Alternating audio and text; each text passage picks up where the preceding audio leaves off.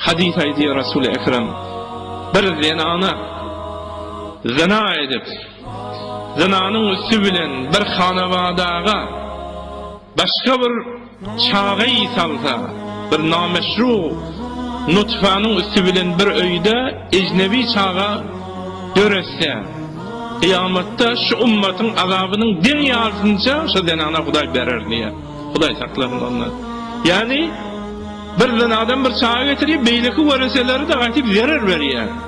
Bu da gelip der zahirde değil, planın oğlu değil. Buna da miras veriliyor. Şuna ummatın azabının den yarsını Huday Teala kıyamatta verir diye. Kıyamatta zinakar gelende de besnanmalık gelecek. Yüzünü ot alıp gelecek. Yüzünde ot yanıp gel bilen ot şura tutaşan yanı olup gelecek. Zina iki zinanın arasında da bolar. İki zinanı da birinden keyif etseliptir. O da zani hasabında deyip Resul-i Ekrem onu da aylıptır.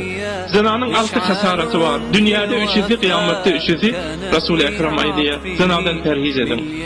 Üç tane dünyada akıza bir yavra eder. İkilencisi garip eder, üçüncisi tizmerk bolardın, cavanı merk bolardın. Yani bazım ölürdün.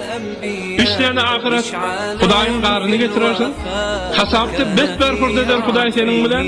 Bir de bir iman geçip orta cabidan qalarsın, ya bolmasa da köpüre vaqt orta qalarsın.